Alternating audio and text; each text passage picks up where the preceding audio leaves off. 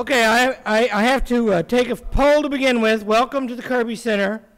How many people have had a class with Thomas Connor in this room? And how many not? Hold on, sorry.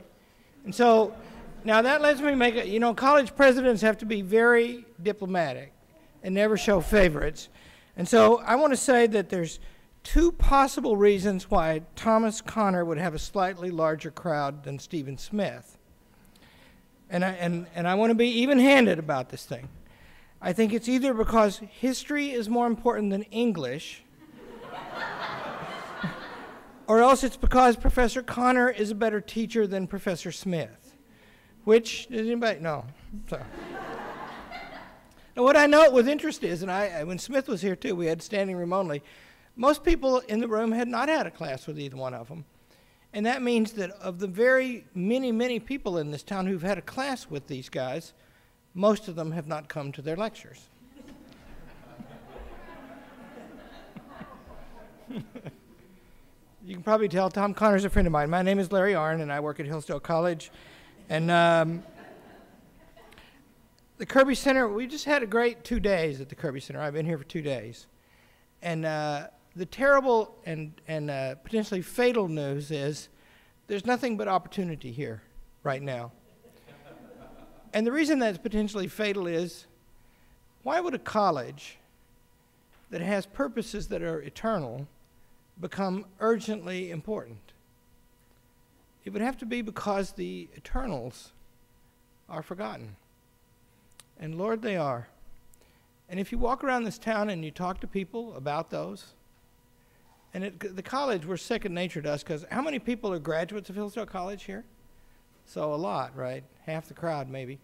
And most of these guys are grown up now and working, but they're still kids to me. Hello, Miss Way. How are you, dear? Are you Mrs. something now? About to be. Is that guy going to work out? See how we treat them? And that's because they grow up with us, and we watch them, right? And it isn't any use teaching people who are 19 years old about the current thing, because the current thing is going to be different by the time they get to doing it. So you need to teach them something that lasts. And if you do that, that traps you, if you're an old person like me or Tom Connor, in the things that last. And you get good at those things, because that's your world. And it so happens that our country was founded according to the things that last. And it so happens that those things are so much forgotten today. I was talking with a fellow today, he's a member of Congress, and he didn't know that a law has been passed in the last 24 months.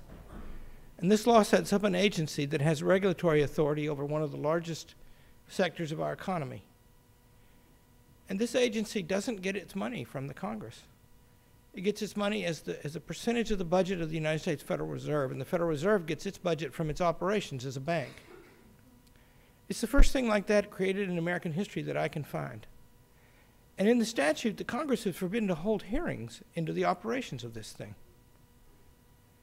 And this man didn't know that, and he's a great congressman, he's a friend of mine. And he wasn't very ashamed not to know that, but of course it's a fact that no one reads the bills because they are unreadable, both in their volume and in the high and clear quality of their composition.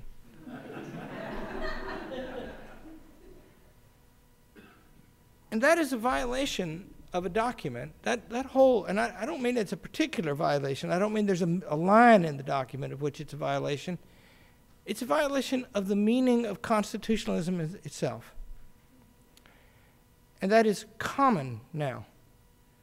And I mentioned that to this fellow. And he wants help. Not to tell him what to do, but to tell him what is the meaning of constitutionalism itself. Is there such a conception? Is it a real thing? The current president of the United States wrote in his first of his two masterpieces of literature, quote, sorry, why was that funny? Quote, the very idea of ordered and constitutional liberty requires that there be no absolute truth. It's a quote. And by the way, that isn't exactly, it isn't even quite a paraphrase of the language of the Declaration of Independence. I just spied my bishop back there. You see, by the way, everybody should go up and tell that fellow back there, the black one with the collar on, that that I've been a good boy today.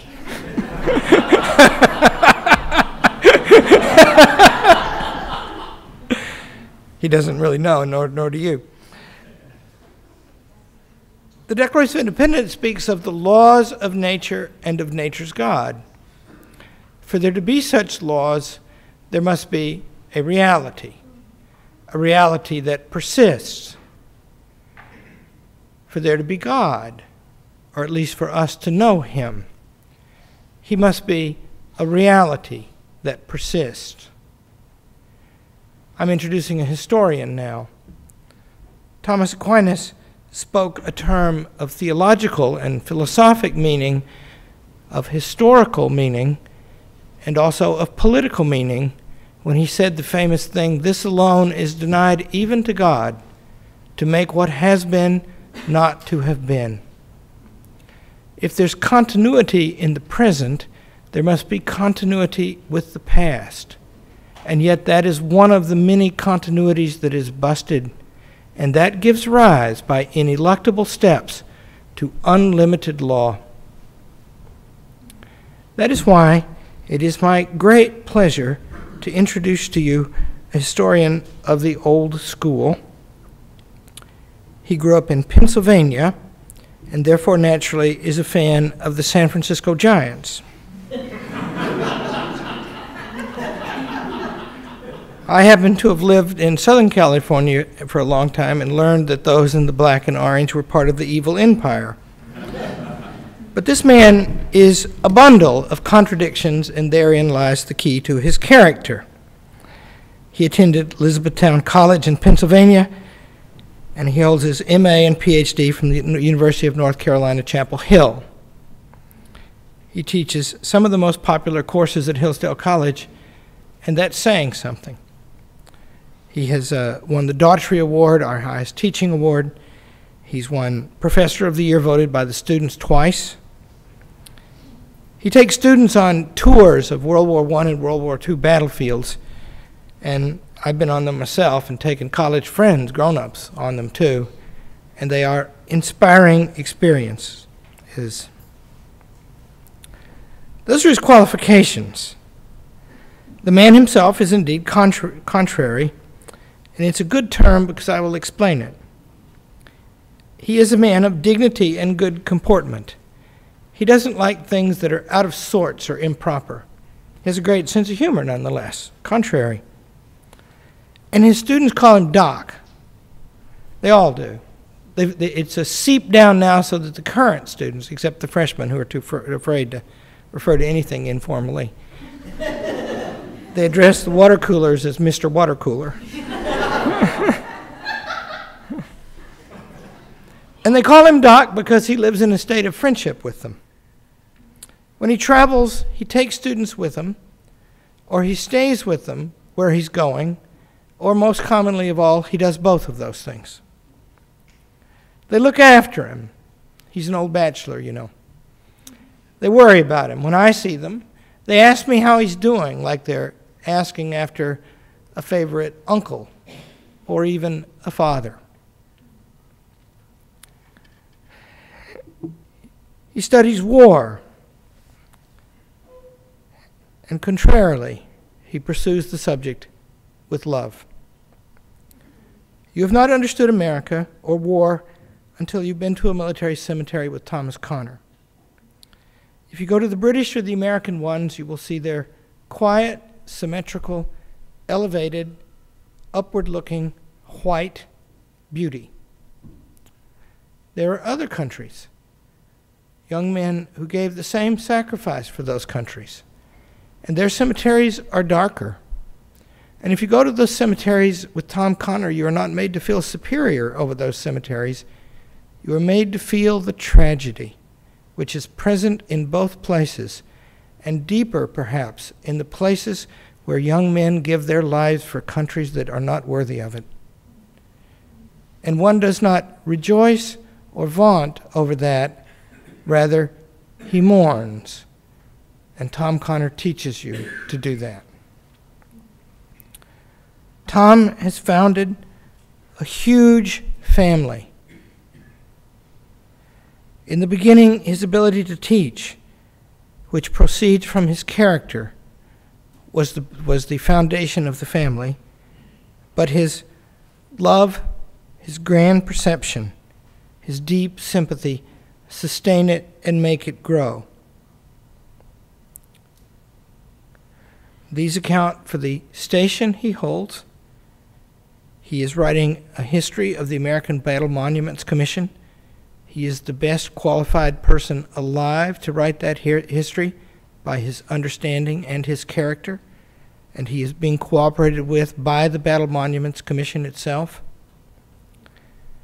And it accounts for his holding his two higher stations.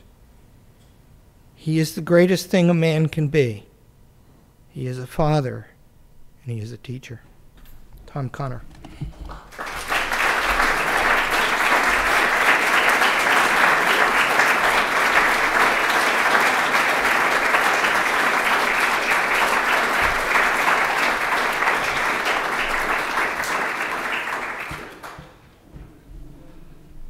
I want to thank the President, first of all, for that exceptionally warm introduction, and thank all of you for coming tonight. I must say, as I was just looking around the audience, as the President was speaking, I said to myself, this is the first group of people, classroom if you will, with a bit of a stretch, where anybody's ever been drinking beer in the room.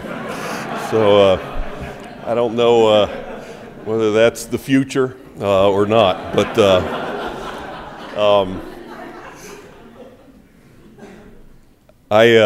I'm very grateful also to the Kirby Center staff for issuing this invitation to me and for all the help that they gave today. I've had the sense that I've been stretching the muscles and the sinews of this enterprise all day long. First of all, there's a little different room arrangement so that you could see pictures tonight, and so that I could see them too, because most of the presentation tonight I'm going to be commenting on pictures. To me, it's impossible to tell the story of the American Battle Monuments Commission without showing abundant pictures of the remarkable sites that this agency of the federal government has created since the 1920s. So I've asked them to do that, but for those of you who know me, also in line with what President Arndt said about me, PowerPoint is not my usual gig, but for the first time ever, I'm going to try it tonight, and so I'll be moving very gingerly up here because the apparatus is set and I dare not hit the wrong button prematurely. But I want to talk a little bit about, by way of overview, this agency of the federal government, and in this case, I'm very proud to say it's an agency of our federal government.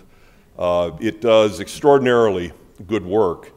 It's a small agency, $50 to $60 million annual budget. That's pocket change as the federal government goes these days. 400 employees, most of whom are actually foreign nationals, because that's where the bulk of the work is done. And particularly when it comes to maintaining these beautiful sites that you're about to see. If any of you have opened the pamphlet that was left on the seats for you, you don't necessarily have to do it now, although there might come a time when the pictures get rolling that you'll want to have the big fold-out map in the center of the pamphlet as you fold it all the way out, because that will map out most of the sites that we're going to see.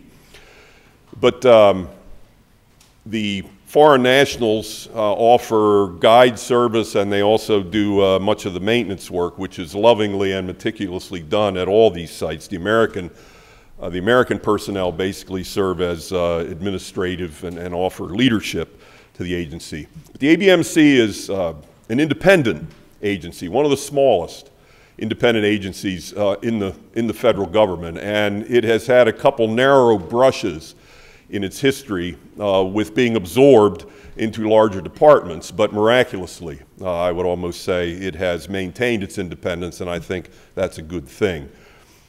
The mission of the American Battle Monuments Commission, of course, is what really defines it, and it's a hallowed mission.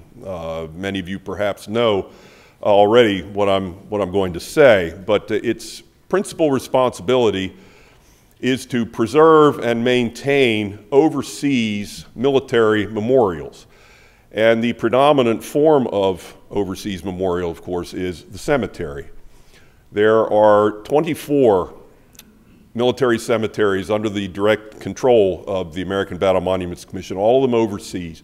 22 of them are World War I or World War II cemeteries. There's a cemetery in Mexico with remains of dead American soldiers from the Mexican War, and there's a large cemetery in Panama in which are buried some of those who lost their lives during the building of the Panama Canal, during the defense operation of the canal when it was still American. And it is still, that cemetery in Panama is still a functioning veterans cemetery, which means that it is still taking new burials. The other 23 cemeteries are technically closed. And the mission is not only to preserve these sites, but to promote reverence for not only the dead who are buried in them, but for all the soldiers who contributed to the successful defenses of freedom and liberty that the United States participated in during both the World Wars. And even beyond that enterprise, the ABMC to this day is actively engaged in promoting what they call interpretation, in other words, a deeper understanding of the causes which were at issue in the two world wars and which claimed the lives of so many tens of thousands of our soldiers.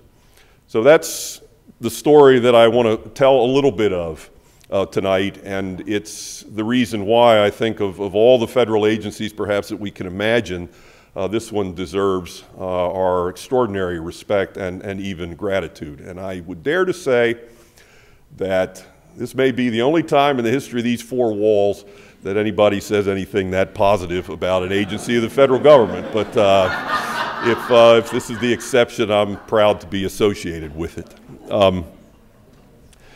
Why War and Remembrance as a title? I think that probably goes without saying in light of what I've just shared with you.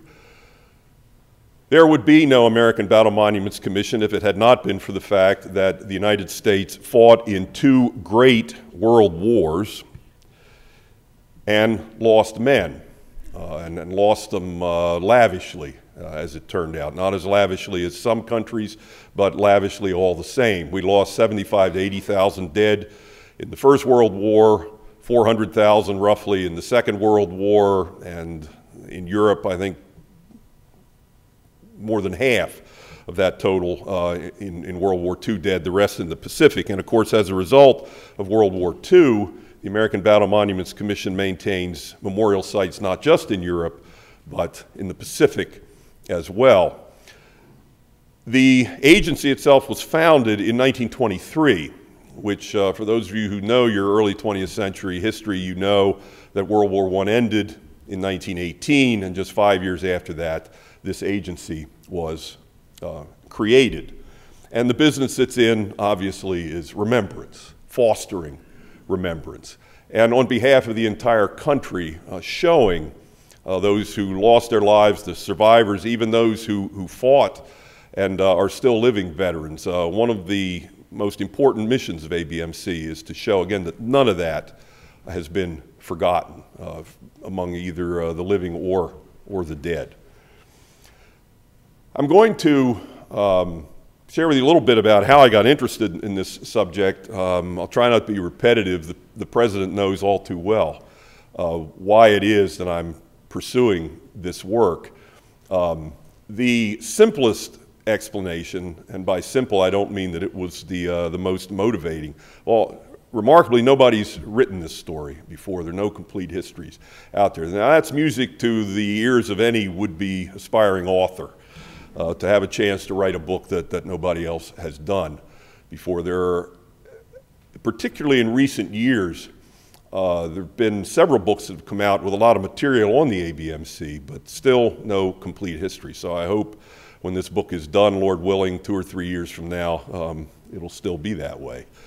But I have had, the real reason why I want to do it so strongly is because I have had a spate of wonderful experiences, very touching experiences at these cemeteries for more than 30 years.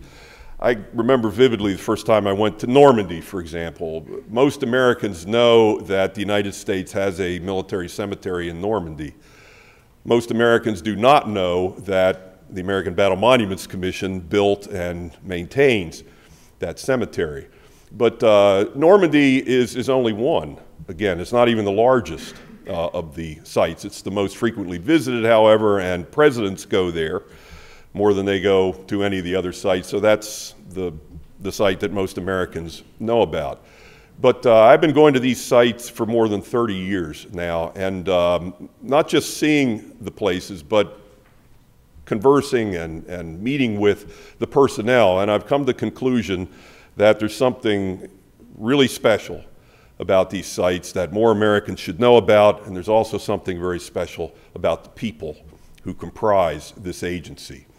So that's the main reason why I'm engaged in this project. But a third reason is because all my life as a professional historian, I have yearned to find a topic related to the First World War to work on. And yes, I play a World War II scholar on Wednesday nights in spring semester at Hillsdale College. But my real passion, I must say, is for the First World War. And since the ABMC is a product, initially, of the First World War, it got another generation of work to do, sad work, to be sure, to create 14 new cemeteries after the Second World War. But it's a product of the First World War. And its first chairman, a man whom I have come to know, I feel like I've come to know him very well in the course of this study, John J. Pershing, the commander of the American Expeditionary Force in World War I, was the first chairman of the American Battle Monuments Commission. He joined the commission, he was appointed to the commission by President Harding in 1923, and he served as chairman until his death in July of 1948, 25 years. No chairman will probably ever come close to that longevity of service, principally because, sadly, like most other things in this town, politics have invaded even the selection of the leadership of this commission. But in any case, I had lunch today with the Chief of Staff at ABMC headquarters. He's responsible, by the way, for the fact that we have all these brochures tonight, which I hope you'll take home and really take a good look at. But the gentleman with whom I ate lunch today said, you know, Pershing was not just the chairman of this organization. He was the chief executive officer, the chief operating officer, the artistic director, the marketing officer. He basically ran the show. And just yesterday, I was in the National Archives looking through an album of press clippings about the dedications of the World War I monuments. We are living right now the 75th anniversary of the dedications. All 8 World War I cemeteries and 11 monuments were dedicated during the year 1937, which happened to be the 20th anniversary year of American entry into the First World War. And General Pershing was interviewed by a correspondent of the New York Herald Tribune, the Paris office of that. In July of 1937, Pershing was on hand for many of those dedications. And he told this reporter explicitly, flat out, no equivocation. He said, when these monuments are dedicated, this will amount to the fulfillment of my life's work. That's what Pershing said 20 years after he had led the AEF to victory in the First World War, and that's how close he was to all these monuments. He participated in the site selection, the design of the monuments, the procurement of contractors and architects, what have you. He was involved in the negotiations between the ABMC and the foreign host governments, like the French government and the Belgian government, where most of the World War I monuments went. And he was lucky enough to live to see them all dedicated, formally inaugurated into service.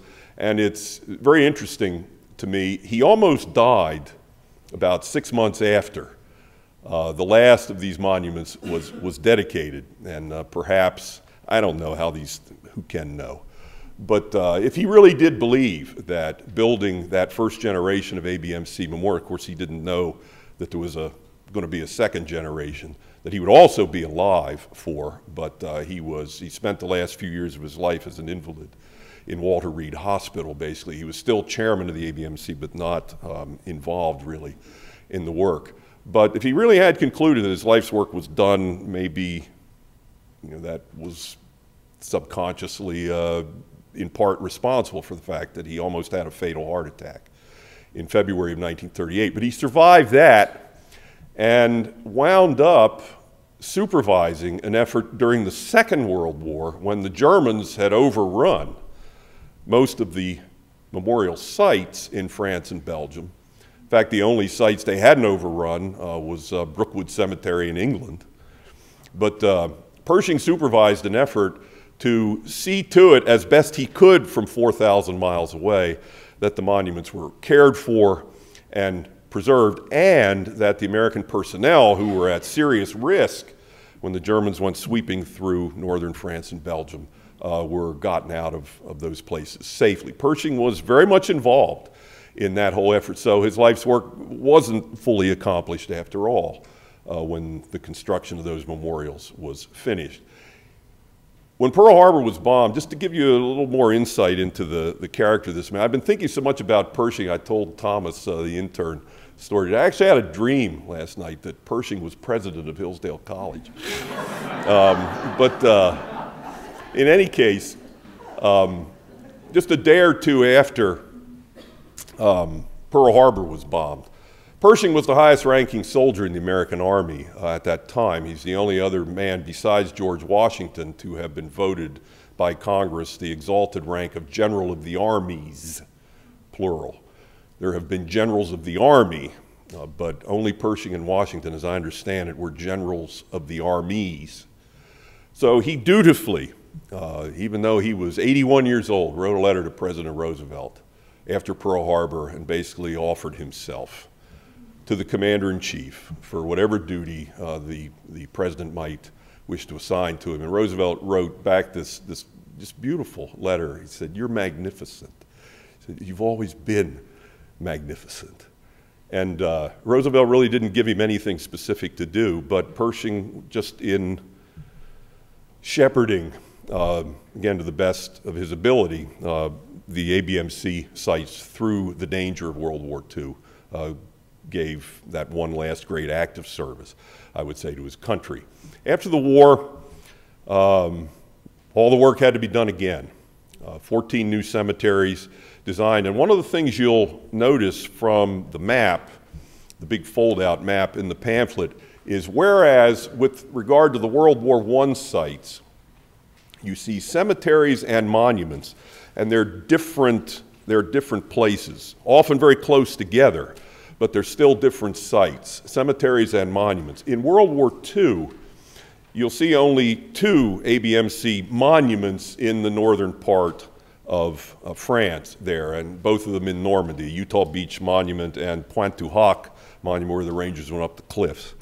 But what the commission decided to do after World War II was to have cemeteries and memorials, same sites. If any of you have been to Normandy, for example, when you start down the driveway to the cemetery, you pass a sign, Normandy American Cemetery and Memorial. So they're sort of all-inclusive sites now, the World War II sites. But all of them were built and dedicated by 1960. The man who replaced Pershing as ABMC chairman in 1948 was George C. Marshall, only one of the 2 or 3 greatest soldiers, along with Pershing, in 20th century American history. So Marshall presides, just like much as his old boss did, over the construction of the World War II sites. Then Marshall died in 1959. Jacob Devers took over as ABMC chairman then. He was 6th Army Group commander, I believe, in Europe. His forces comprised the right flank coming up from southern France when the front swung in unified fashion to the east to head into Germany. Devers and his crew were on the right flank under General Eisenhower's command. Devers helped to save the ABMC as an independent commission in 1968 when it looked like Lyndon Johnson was going to merge the commission with the Veteran Affairs Department. Devers wrote a letter to Eisenhower, who was still alive just 1 year before Ike died. Ike himself had served the ABMC during the late 1920s as a younger officer, helping to get a guidebook put together to the World War I battlefields. Devers writes to Ike, say, hey, looks like the ABMC is about to fall under the axe. What can you do about it? Ike takes up the challenge, writes to Johnson, and within about 2 weeks' time, it was all settled. There would be no merging of the agency. Devers was replaced in 1969. Mark Clark became the 4th ABMC chairman. The pattern you see, I hope, is not all these guys, even Pershing. There's been a lot written of very critical nature about Pershing's generalship. Nobody's really assaulted his character, I dare to say. But all 4 of these guys, Pershing, Marshall, Devers, Clark, some of the most prominent soldiers, all Army men, of course, but for the first 60 years, these 4 men provided leadership to this little commission. Since 1985, there have been 4 or 5 different chairmen. Again, the terms tend to be shorter. Now, the first slide I'm going to throw up here is a composite picture of all the chairmen and some of the faces you might even recognize. But I'll just wrap up the narrative overview, and then we'll turn to the pictures. The work of the commission will never really be done. Hopefully they'll never have to build any more cemetery sites. The Korean War dead, and of course Vietnam War dead, were all repatriated. We have overseas cemeteries today because families were given the choice. The government decided to build them, obviously. But families were given the choice at the end of each war as to whether they wanted their dead son or dead husband or dead father, whoever it might be, brought back or left in an American cemetery. And interestingly, at the end of each war, the percentage was exactly the same.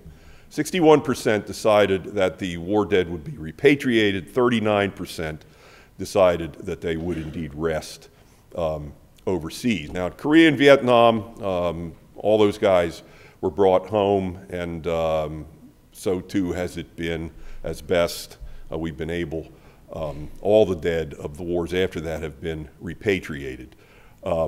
The most recent things that ABMC has done that you might know about, they built the Korean War Memorial and they built the World War II Memorial on the mall. But the minute those structures were done and dedicated, control over them passed to the Park Service. But the understanding seemed to be that ABMC had it in its genes somehow, that they knew how to build memorials, so they were given those tasks. The Vietnam Memorial was a different thing. But the real business of the commission now is preservation of the sites and fostering remembrance. And for those of you who have been to Normandy recently, I'll show you a picture of this, but there's been a wonderful new interpretive center, visitor center built. It's only been open for 5 years in Normandy, but what goes on in that building is exactly what I'm talking about. It's basically a museum, but it's not an ordinary museum. The specific purpose of it is to tell the stories of the men who fought, and many of whom died. Courage, competence, and sacrifice are the 3 themes that these interpretive centers are going to emphasize. And it's a way, again, of doing reverence to the memory of those soldiers, but also to the cause for which they fought. So let me see if this grand experiment is indeed going to work. There we go. These are pictures of the 8 men who have chaired the American Battle Monuments Commission, starting with Pershing on the left, General Marshall, General Devers, General Clark. Andrew Goodpaster is the 5th photograph, moving from left to right. General P.X. Kelly, the first Marine Corps general to chair the ABMC. General Kelly is the Grover Cleveland of ABMC chairman. He had 2 terms that were interrupted by another. General Kelly, who's still very much alive and doing quite well, I just asked after him today. I'm hoping to interview him at some point. But he was appointed by George H.W. Bush and then again by George W. Bush. General Fred Werner is the next to the last photograph. He was President Clinton's appointee as chairman, and Frederick Franks, who served from 2005 to 2009, is the last picture. The current chairman is not pictured up there. It's an Air Force General, Merrill McPeak, who was Air Force Chief of Staff during the early 1990s. This statue of Pershing, any of you, I have a shiny quarter in my pocket for anybody who can name General Pershing's hometown. I'm going to go out there and speak, Lord willing, in September. This little town in northwestern Missouri, about 2 hours drive from Kansas City, celebrates Pershing Days every September. Right around his birthday is September 13th. They had a really blowout Pershing Days festival 2 years ago on the 150th anniversary of his birth. No takers? No, it's Laclede, Missouri, right there. But, you know, there's more significance in this than you might imagine. Within about 3 hours, if you were to sort of pick a central point and then go 3 hours, you've got Pershing's hometown, you've got Harry Truman's hometown, and you've got Dwight Eisenhower's hometown. So there's something in the water out in that particular part of the Midwest that produces great leaders, but humble men, and in some ways very simple characters about them too. Now we come to the first monument that we're going to look at. This is on the battlefield of the Meuse-Argonne. The Meuse-Argonne was the greatest battle that Pershing fought. And again, this speaks further to the hands-on direction that he brought to even the design of these monuments. He wanted the monument commemorating his greatest battle to be the biggest. And he wanted the monument commemorating his second greatest battle to be the second biggest, and third greatest, third biggest, so forth and so on. This is a Doric, would that be the style of it? Column, basically. It's 180 feet high, crowned by a Statue of Liberty. And it's actually built among the ruins of what used to be a French village. There were a lot of French villages, of course, destroyed along the old Western Front. You can see into the ruins of the old village church from the top of the monument. But the first mock-up of the statue for that monument that Pershing saw had the Lady Liberty sort of looking down and her head kind of pitched as if she was sad. Pershing saw it and said, no, she's going to be looking straight ahead. No sadness. The motto that Pershing gave to the American Battle Monuments Commission, time will not dim the glory of their deeds. Time will not dim the glory of their deeds. Pershing could get plenty reverent and solemn when he contemplated. He spoke at the dedication of this monument, for example, on the 1st of August, 1937, 75 years from what, next Wednesday. He knew the toll of the war, but he wanted the soldiers to be remembered for the good things, the good service that they had done to the cause of liberty. So no Lady Liberty is going to be looking down and looking sad. He actually went in person to the studio of the artist who finally got the design right in New York City to make sure that it was as he wished for it to be. This is the sort of cornerstone of the monument, American Battle Monuments Commission. Can you read the name of the architect? John Russell Pope. Yeah, he's done a little work in this town. He designed the Jefferson Memorial, among other things. This is the view from the top of the monument. And folks, as you looked at that picture, you were looking at the bloodiest battlefield in American history. The Meuse-Argonne cost more casualties than any other single battle in American history. Now, it was a 47-day long battle, remember, under World War I conditions. But it remains the bloodiest battle, and long may it ever be. May there never be a bloodier one than that. But this is the view, again, that you get. And you can imagine, if you kind of reverse it, you can imagine how that monument must look from off in the distance. And that was all a part of the design as well. This is the second biggest monument to Pershing's second biggest battle, or the AEF's second biggest battle, the Saint-Mihiel salient south of Verdun. And the monument rests on the Butte de Montsec, M-O-N-T-S-E-C. You can follow on the map if you wish. But I've seen it in the documents. The intention when these sites were picked and the monuments were designed was that they could be seen for miles, as if the achievements of this American force somehow project out into the infinite spaces of location as well as, or geography as well as time. Beautiful design. I think it's obviously reminiscent of the Jefferson Memorial, perhaps. And this is the view from the top of Montsec. I was there in the autumn of the year, so you see a little bit of color there. Now, this is the third biggest monument. This is just outside Château-Thierry in France, and it's in the Aisne-Marne area of the old Western Front. This is the first place, really, that American forces saw action in great numbers. And very close to this monument is Belleau Wood, which is, of course, of immortal renown to the United States Marine Corps. The chief architect for the ABMC, a man by the name of Paul Cret, C-R-E-T, Paul Philippe Cret, he operated out of Philadelphia. Pershing pretty much hand-picked him.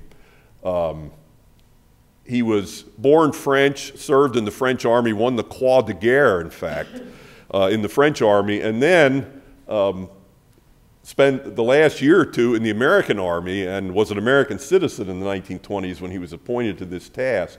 But he designed this memorial, and it can be seen from miles away overlooking the Marne River, just south of Reims, or actually, west of Reims.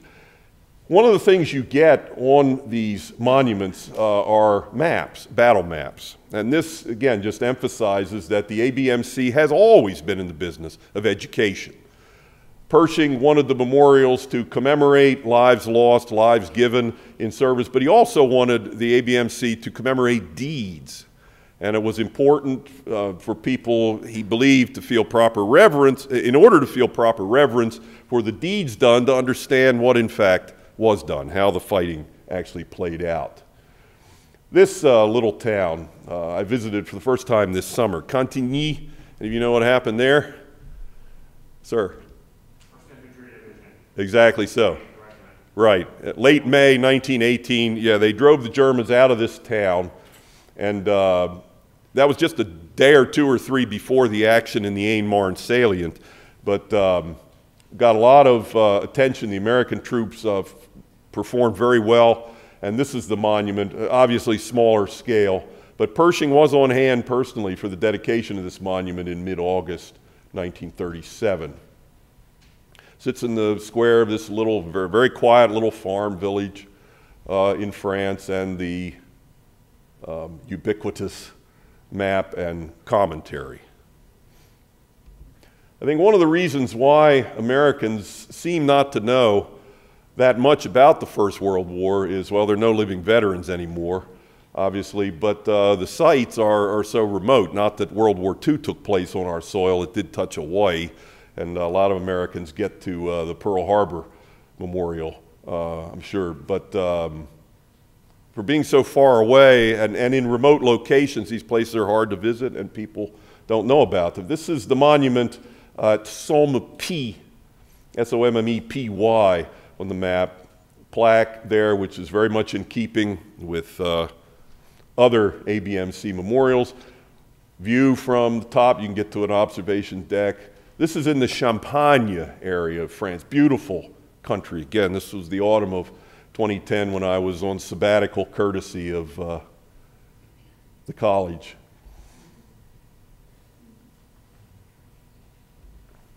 But commemorative plaques, there are actually 4. I've only got a couple here, but all the major divisions that saw action in this territory got a mention. The dates of the action and the places. Again, the American Battle Monuments grew out of a smaller board that was wholly situated within the War Department called the Battle Monuments Board that was created in 1921. Pershing didn't serve on that, but he put one of his most trusted confidants, a general by the name of John Macaulay Palmer, in the chairmanship of that board. And what the Battle Monuments Board was designed to do was basically mark battlefields.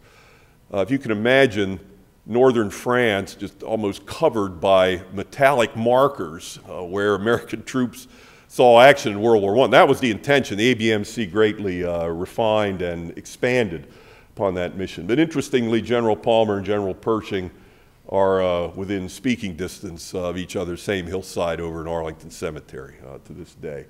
36th Division, 42nd Division, that was the famous, altogether now, Rainbow Division, because the men in it literally spanned the expanse of the American nation.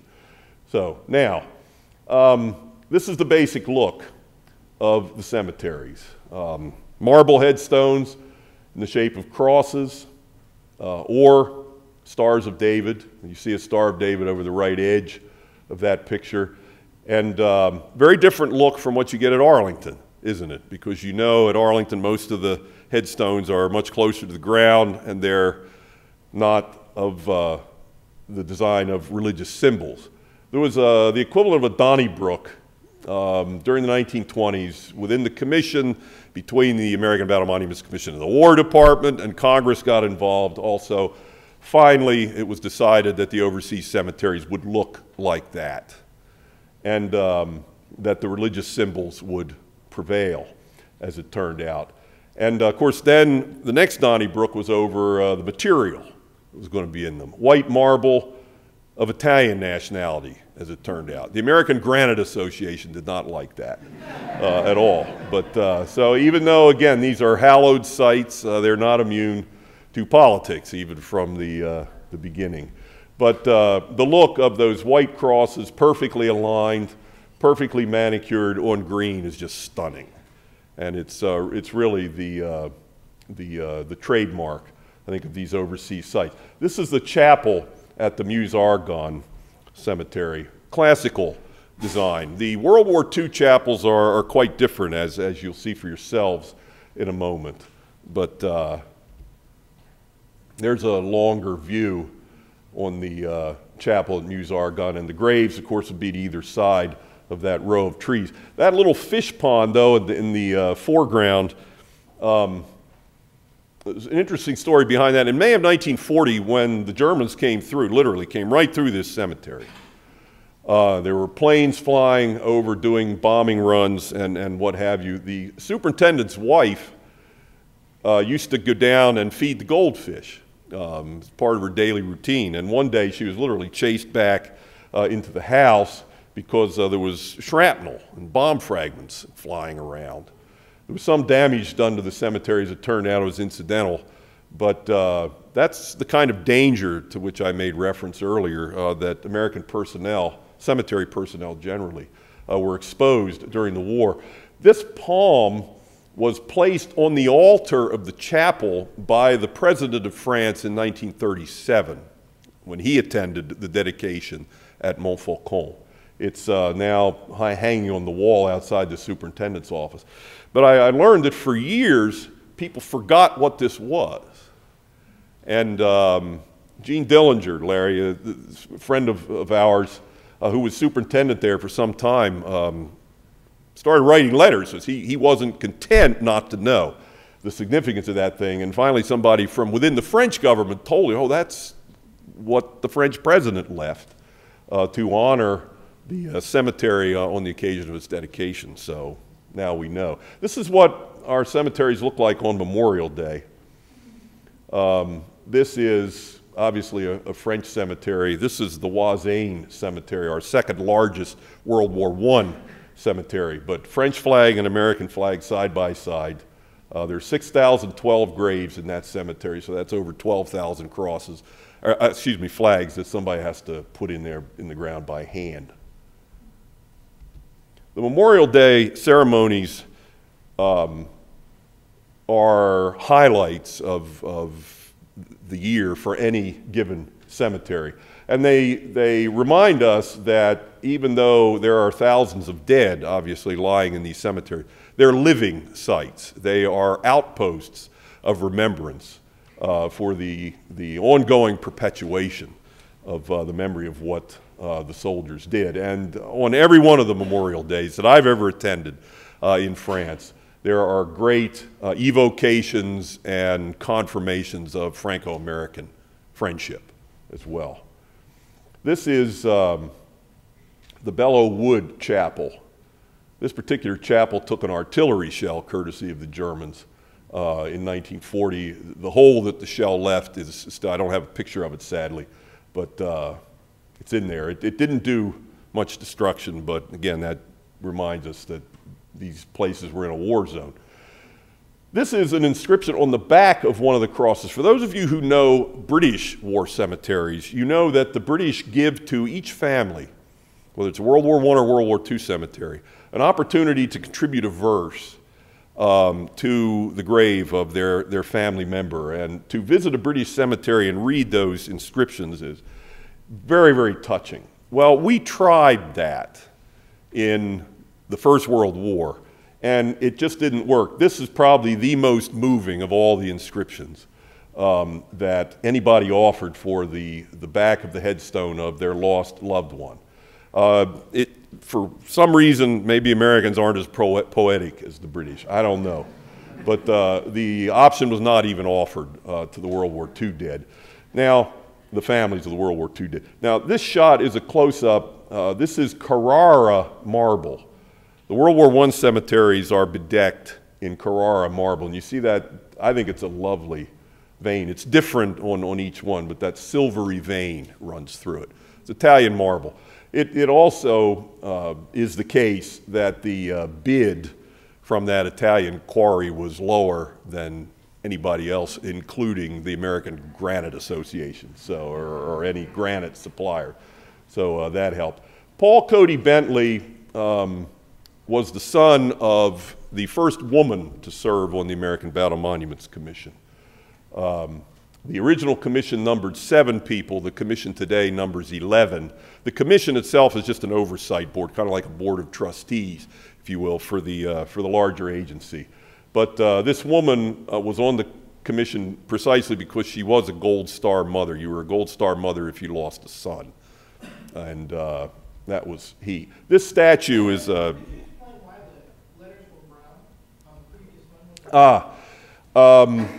somebody must have asked for a photograph of that grave marker, because when the ABMC is asked, when the cemetery personnel are asked to do that, they rub Omaha Beach sand into the lettering to accentuate it so that it'll show up better on a photograph. So that's what that was.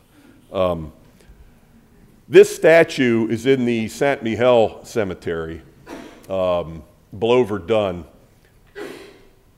It is, to my knowledge, the only private piece of artwork in any of the cemeteries. It was given by the daughter, her father was very famous, James G. Blaine. Does that name mean anything to you? Ran for president. I think in 1892, President of the United States. Well, his daughter gave that statue in honor of her son, who was buried in the cemetery. The ABMC initially refused permission for that statue to be erected, but when General Pershing found out who this woman was, James G. Blaine's daughter, he relented. And it's a beautiful statue. There's an inscription on it that says in the English, the inscription's French, but he rests far from his own in the sweet soil of France. This is the superintendent at Saint Mihiel doing something that's done in every one of the cemeteries every day at closing time, the flag lowering. And it's a very moving day. It symbolizes, to anybody in the military, the end of a duty day. And one of the superintendents said to me once that all those guys buried out there are somehow still serving their country. They're still on duty, as it were. Now we're into the World War II cemeteries and approaching the final stretch here.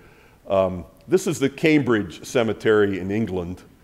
You can see how different the chapel design is from the World War I chapel. More rectangular, I think less interesting architectural, but what do I know about architecture? I just know what I like, I guess you say. But just a general shot of Cambridge. There are a lot of flyers buried in the cemetery in Cambridge because, for the obvious reason that air operations were principally what was done out of England until 1944 anyway. The wall of the missing here, every cemetery has a wall of the missing. Names are listed on there for whom no remains were found. But Glenn Miller's name is on that particular wall, the band leader. And this is, again, part of the cemetery's ongoing educational effort at Cambridge. This map is meant to depict the various paths that bombers took from the bases in southern and southeastern England. This particular plaque in the chapel at Cambridge, of course, is to remind people that these cemeteries are supposed to be somehow non-sectarian, and but it basically means Jewish and Christian nonetheless. Very typical chapel design here, the poppy wreaths. Now we're at the Brittany Cemetery, which is south of Normandy. The architecture, of course, of that stone church is very reminiscent of the architecture in the area. Anytime you drive through Brittany, you're going to see a lot of houses built out of that kind of stone. Beautiful floral, flowering bushes there. In the chapel, inscriptions, they're not ashamed to resort to religious inscriptions in the chapel. Many of them are very moving. Now finally, Normandy will be our last stop. This is from Memorial Day 2011, and you see the French flag and Old Glory flying side by side, and as well as side by side by each grave.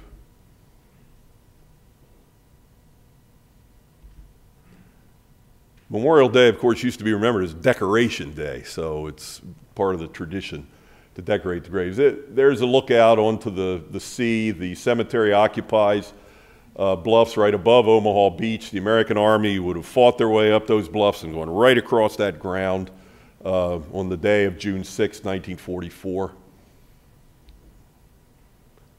This is looking up toward the monument area. The statue in the Normandy Cemetery is of youth rising from the waves. I should have had a picture, but didn't. I learned a long time ago that Normandy is obviously a very special place. I've seen more grown men cry in Normandy than anywhere else I've ever been. I'm utterly convinced of that.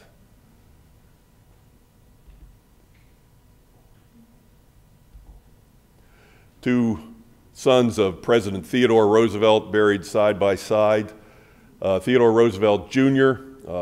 Died shortly after the Normandy landings in July of 1944. He got the Medal of Honor. That's why the inscriptions on his gravestone stand out, because they're gold engraved. His brother Quentin was actually killed on Bastille Day, July 14th, 1918. He was a pilot in the First World War. He was buried miles from Normandy, over in the eastern part of France, where his plane came down in the last summer of the Great War.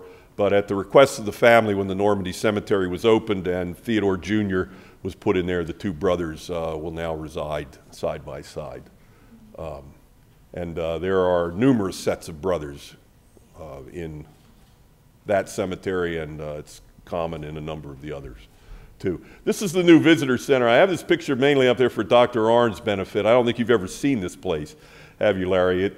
We found out it was going to be built in 2003, and our first thought was, when we found out it was going on the bluffs, that it was going to somehow spoil the view up there. But they've tried to be very discreet about how they've built it low to the ground, and it's all but obscured by the vegetation there. But about a $30 million project, and I would argue worth every penny. You approved it. It's open now, isn't it? Oh yeah, it's been open for 5 years. It was dedicated in 07. This is the last picture. This woman, I think, speaks volumes about this whole phenomenon of war and remembrance. Her first name's Billy. I don't know her last name, but I snuck this shot Memorial Day last year, 2011.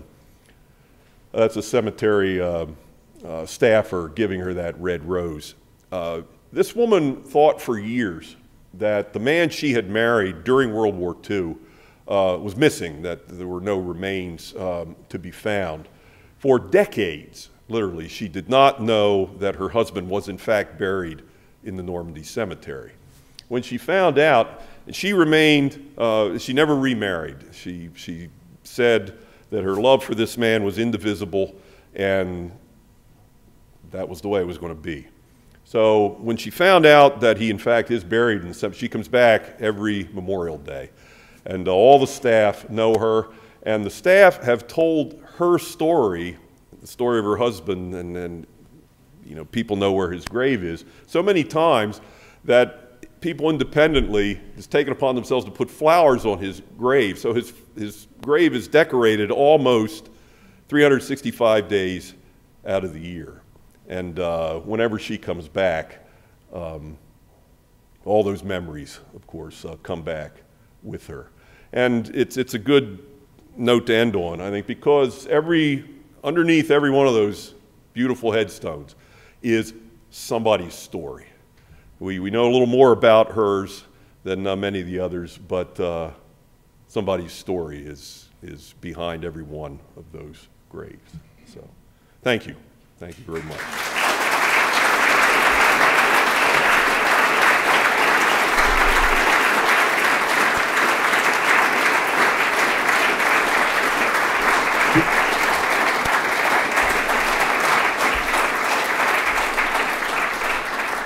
Thank you. And Thomas, some of that applause is for you. Thomas, the mic man back there, is responsible for the fact that it was possible to show those pictures. So I fear that I have imposed on my time limit quite heavily, but if there...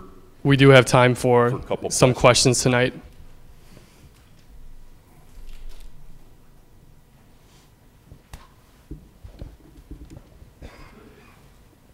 Dr. Connor, in your opinion, do you think there's much of a chance that an organization of the nature of the ACLU will be able to do anything to remove the current memorials in these overseas cemeteries? I certainly hope not. I've actually asked that question of cemetery personnel, and nobody seems too worried about it. I don't know whether it's a fact or the issue is that the ACLU wouldn't dare, interfere with the beauty of these places, or maybe it's because they're overseas. I don't know, maybe they don't even know about these places, so if you if you have reason to believe that the person you may be showing that pamphlet to is attached to the ACLU somehow, don't do it. But you know, I mean,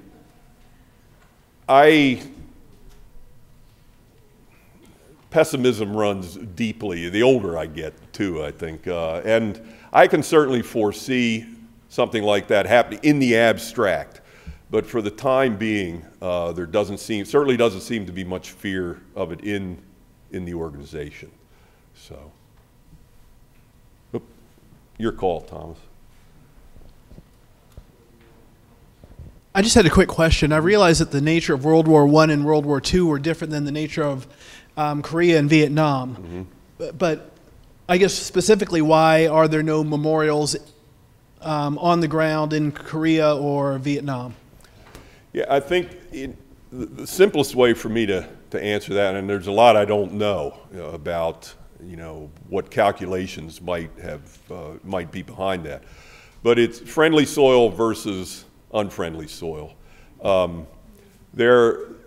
We didn't want to even attempt to put memorials or have cemeteries on what we thought might become, or what was at the time the war was over, unfriendly soil. Now, South Korea is obviously friendly soil, but Vietnam is remarkably friendly today, I think, but still, when it was all over with, it was deemed unfriendly soil. You'll notice on the map there are no cemeteries in Germany either. And in fact, there's quite I think there are 5 cemeteries, 2 in Belgium, 1 in Holland, 1 in Luxembourg, and 1 in France, all World War II cemeteries that have about 35,000 guys. I mean, about a third of the World War II dead that are in ABMC cemeteries are in these 5 cemeteries. They're within 10 to 15 miles of the German border. And a lot of the guys in those cemeteries actually died in Germany, but their bodies were not left in Germany. They were brought back to Allied soil. So that's the best answer I know to give you to that question. Yeah, you bring up an interesting point that I haven't actually really thought about before. I understand that there are no American cemeteries in Germany, throughout Germany, but it occurs to me that there are some small British cemeteries in Germany, particularly flyers. I've seen in Berlin and other places in southern Germany. Thinking of Korea and Vietnam, I guess those communists probably wouldn't allow any crosses. So, but well. Anyway, back to the British. Do you know of any reason why there are small British cemeteries in Germany? Have you ever studied any comparison and contrasting? No, there is a British counterpart to the American Battle Monuments Commission. It's called the Commonwealth War Graves Commission. And I know one of the principles that the British observe when it comes to burying their war dead, burying them permanently, that's very different from ours. We tend to consolidate. We tend to have fewer, larger cemeteries. Fewer in number, but larger in size. In other words, not fewer, larger cemeteries, but less number of cemeteries with more buried in them. The British tend to have a greater number of smaller cemeteries so that they could observe the principle of burying a soldier closest to where he fell. So now we're talking single graves, probably, are we, or collections of them in Germany? Well, for example, Berlin, there's a small British cemetery in what was the western sector. Are they World War II dead, or okay, not Berlin airlift or anything like that? Okay. And then as well in I think somewhere in Bavaria, I went there with the German friend years ago, decades ago. Somewhere south of Munich, there's a small Commonwealth cemetery. Again, flyers.